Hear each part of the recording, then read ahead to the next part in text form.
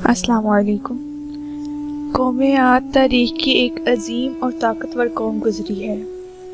ان کی طرف ہود علیہ السلام مبعوث کیے گئے تھے، لیکن اس قوم نے ان کا انکار کیا تو اللہ نے ان پر عذاب نازل کر کے انہیں تباہ کر ڈالا۔ قوم عاد ارم نامی بستی کے رہنے والے تھے، اس لیے انہیں عاد ارم بھی کہا جاتا تھا۔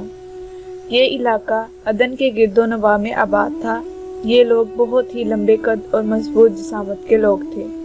اپنی طاقت اور قوت کے دم سے یہ لوگ بہت جلد پوری یمن پر قابض ہو گئے۔ ان پر کئی بادشاہوں نے حکومت کی، لیکن دو بادشاہ ایسے آئے جن کی حکومت بہت عظیم اور جاہ و جلال والی تھی۔ ایک کا نام شدید اور دوسرے کا نام شداد تھا، جو بھائی تھے اور اپنے زمانے میں بہت خزانے اور لشکر جمع کیے تھے۔ یہ دونوں بھائی ارم بن سام بن نو کی اولاد میں سے تھے۔ ان کی کل حکومت عمان، یمن، عدن اور شمالی عرب کے علاقوں پر تھی۔ جب شدید کی موت واقع ہوئی تو پوری حکومت شداد کو مل گئی۔ اس نے تمام بادشاہوں کو اپنا اطاعت گزار بنا دیا۔ اس نے اپنی حکومت کو عروج تک پہنچا دیا۔ اس تسلط اور غلبے نے اس کو اتنا مغرور بنا دیا کہ اس نے خدائی کا دعویٰ کر ڈالا۔ اس وقت کے علماء اور پیروکار نے اس کو سمجھایا اور عذاب الہی سے ڈرایا، مگر وہ کہنے لگا، میرے پاس دولت و حکومت سب کچھ ہے، اب خدا کی عبادت کی ضرورت نہیں، اور اب میں کسی کی اطاعت نہیں کروں گا۔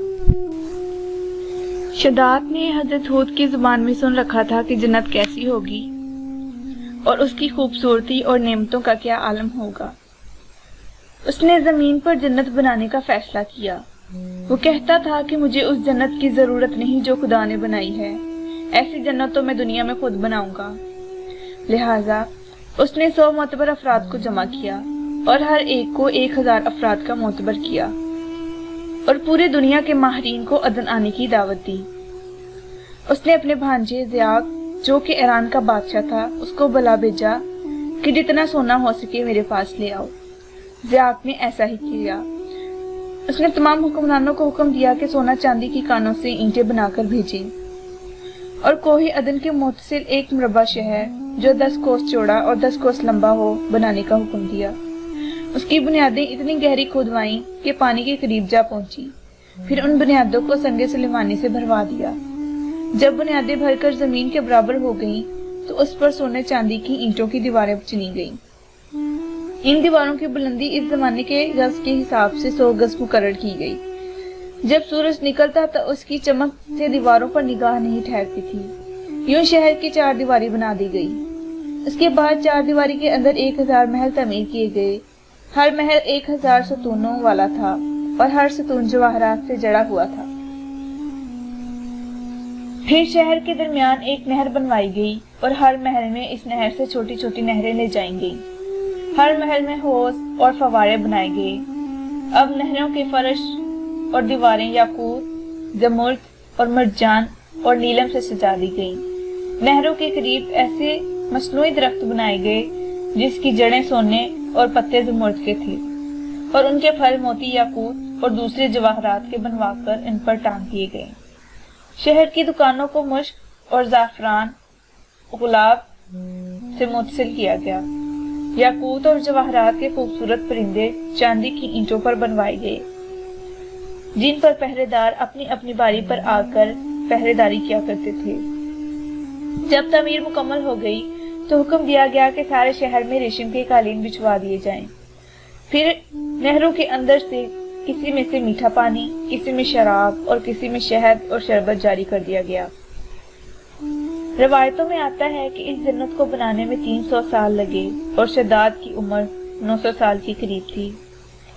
باغ ارم کے مکمل ہونے کے بعد وہ اپنے لشکر کے ساتھ معتبر انداز میں شہر کی طرف روانہ ہوا۔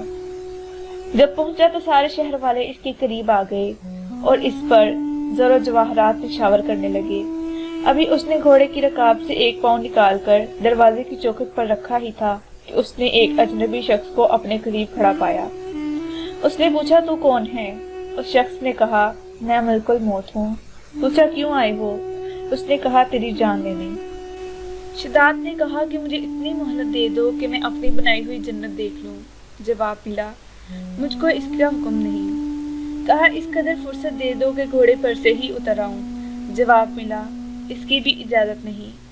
لہٰذا شداد کا ایک پاؤں رکاب میں اور دوسرا چوکھٹ پر ہی تھا کہ ملک الموت نے اس کی روح قبض کر لی۔ پھر حضرت جبرائیل علیہ السلام نے بڑے زور سے ایک خطرناک چیخ ماری کہ اسی وقت تمام شہر اپنے سجاوٹوں کے ساتھ زمین دوز ہو گیا اور اس کا نام و نشان باقی نہ رہا۔ علماء و مورخین نے لکھا ہے کہ بادشاہ اور اس کے لشکر کے ہلاک ہو جانے کے بعد وہ شہر بھی زمین کے لوگوں کی نگاہوں سے اوجھل ہو گیا، مگر کبھی کبھی عدن اور اس کے ارد گرد لوگوں کو اس کی روشنی اور جھلک نظر آ جاتی ہے۔ یہ روشنی اس شہر کی دیوار کی ہے۔